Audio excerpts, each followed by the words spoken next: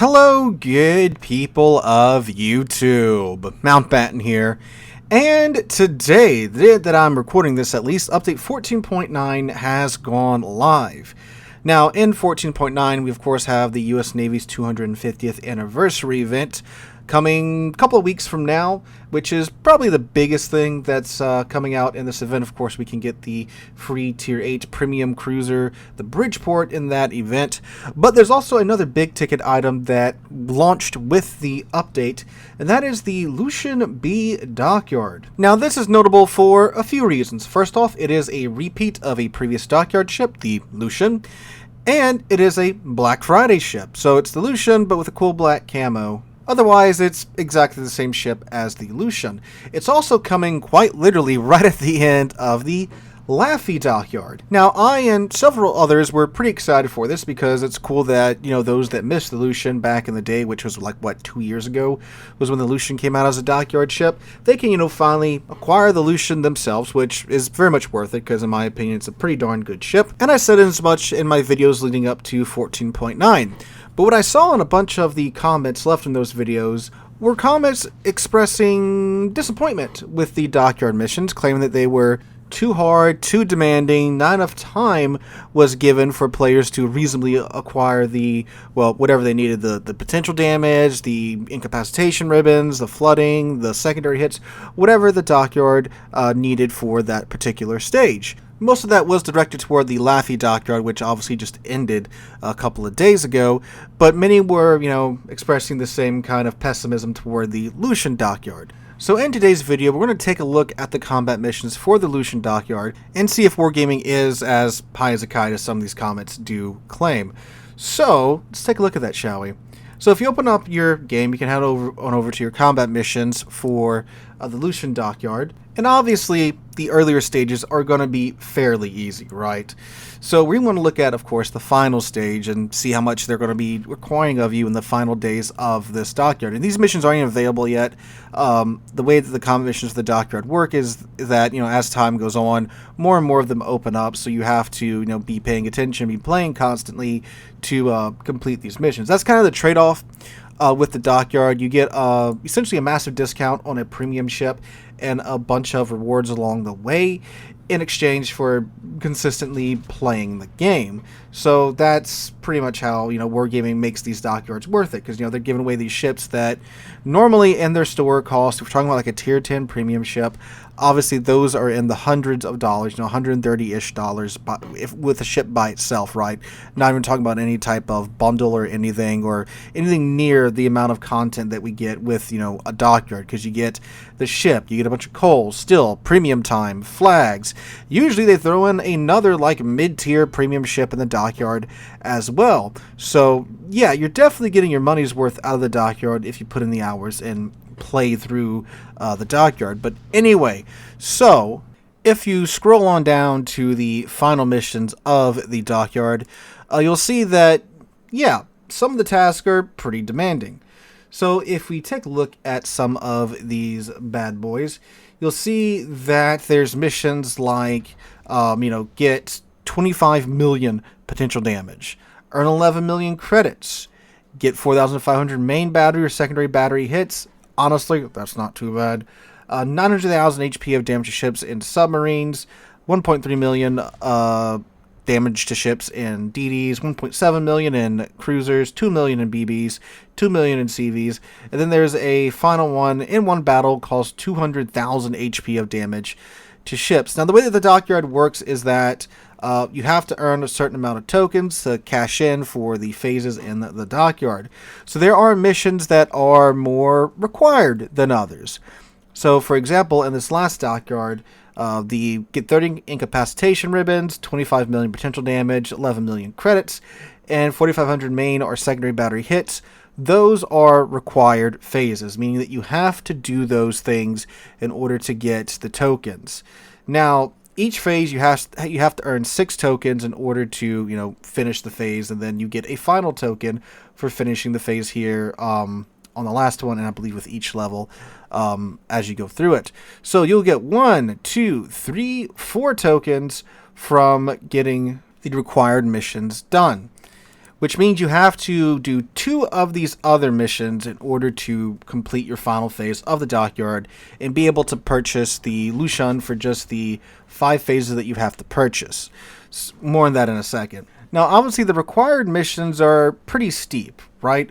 I mean, 11 million credits. That's going to take you a bit unless you're running a ton of boosters. Now, this is 11 million credits. This isn't 11 million base credits. This is after boosters. So, honestly, if you have like a favorite tier 8, tier 9 premium ship, really shouldn't be that too bad if you've got, some blue boosters laying around. But, even without that, obviously that's going to take a minute. 25 million potential damage, depending upon what ships you play, that's a pretty steep number.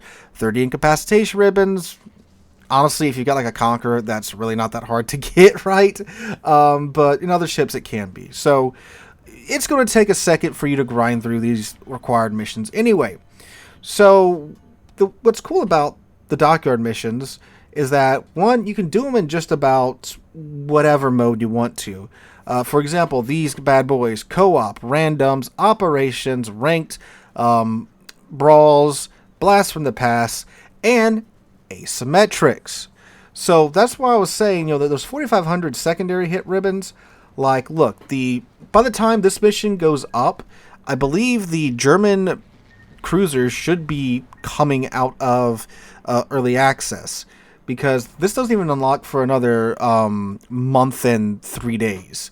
And by then, that'll be November 5th?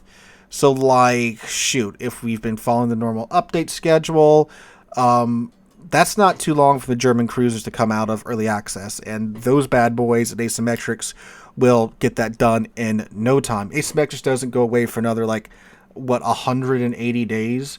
So it'll be around the entire time to do this Dockyard. So even if you don't want to wait for the German cruisers to come out, I mean, if you have any of the secondary battleships or any of the secondary cruisers, this is so easy to do in Asymmetrics. If you have Schlieffen, you can get this done probably in 2 rounds of Asymmetrics, honestly. So that's really not that big of a deal. But the other ones, yeah, you're going to be playing for a minute. And obviously, the other missions too, they still track your progress as you go through it. So as you're working on that 25 million potential damage, whatever you're playing in, let's see, for the damage for the battleships, 2 million HP. I mean, by the time you get 25 million potential damage, if you just say all right, I'm going to take Kremlin and I'm just going to do the Soviet thing, point my nose toward the enemy team, and just tank for days and end the match with 3 million potential damage, yeah, there's a pretty good chance you're going to do a decent amount of damage in that match with the Kremlin. But obviously, again, you're going to have to be grinding it out a little bit more anyway. So you very well may almost be done with that 2 million HP number by the time you get done with the 25 million potential damage. And then, too, what's really neat this time is that the additional mission they give us in the final mission chain, it's not a Kraken. Normally, at least the last couple times I've checked this out, you need to get a Kraken in a random or ranked battle in order to, skip one of the damage missions in this last set of missions. But this time, it's just 200,000 damage in any tier 5 to 10 ship or a super ship, which, not really that hard. Yes, it is, a big number.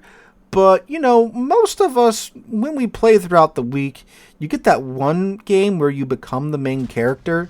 You get 5 or 6 kills, you get 250, 275, maybe even 300,000 damage, right? So if you have your, weekly or bi-weekly, I'm the main character, right, when these missions are active, you'll get that done, and then there you go. You only need to get one of the other damage missions done. So this doesn't seem too unreasonable. Now, obviously, by themselves in a vacuum, the missions aren't that bad. But the fact remains is that by the time these guys go up, you're going to have 2 weeks, 2.5 weeks to do all this. That's where I think, more of the crunch comes into play. Because to get all of this in 2.5 weeks, yeah, I feel like you're an average Joe, you have a 9 to 5 or something, you come home, you only have maybe an hour or so to play. Yeah, that does get a little sketchy with trying to get all of this done on time.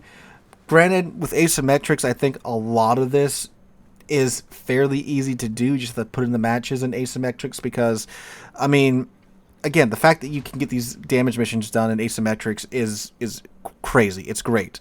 You know, if you have like a Pommern, a Napoli, a GK, a Schlieffen, you're going to get a ton of damage just from your secondary guns bullying those bot ships. So, like, that's pretty easy right there. And obviously, too, if you have a ship that you're good at and, you know, taking asymmetrics, you can farm damage fairly reliably so in those games. So, I think this time around, it's not really that bad at all. Besides, of course, the fact that you got to put the matches in, you know, in 2.5 weeks in the middle of November. So I can see the argument there. But, I mean, really for what they're offering you here, a massive discount on a tier 10 premium ship. You know, if you buy the starter bundles, you're only spending 5,000 doubloons on a tier 10 premium ship. Which, that's pretty darn good right there.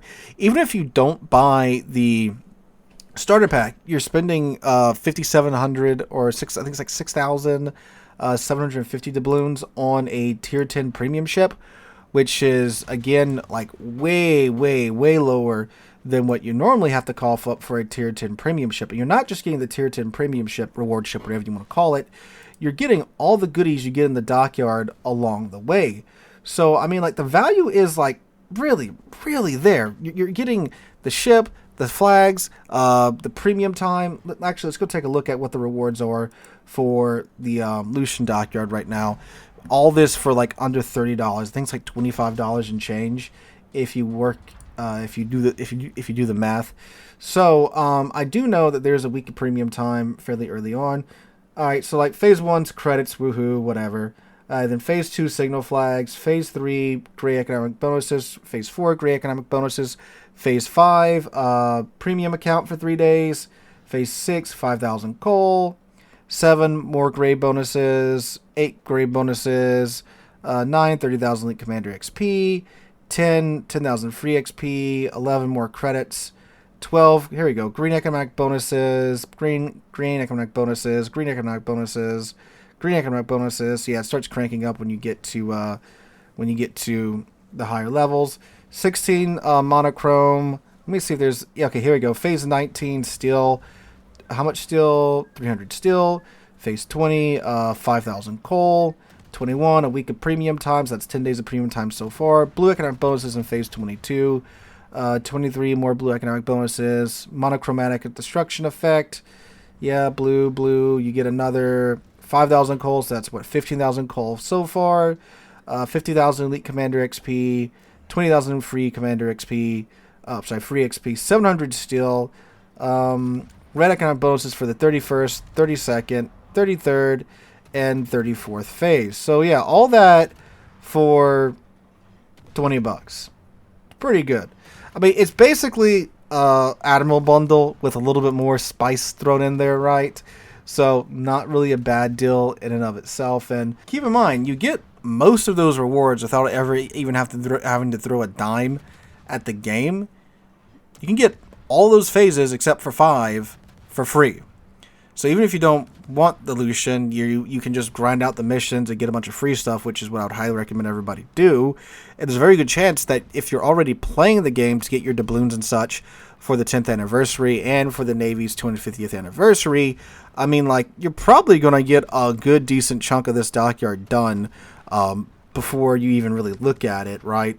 So, you know, that's what I would recommend. You know, just play as normal, see how far you can get, and, you know, take a look at, like, your schedule and see, hey, you know, can I fit in a little bit of a hard grind here in the last couple of weeks to get this, you know, tier 10 premium ship for $25? So, yeah, I mean, not really a bad deal in my opinion. Yes, it's a little bit grindy, but I mean, again, it's a tier 10 premium ship.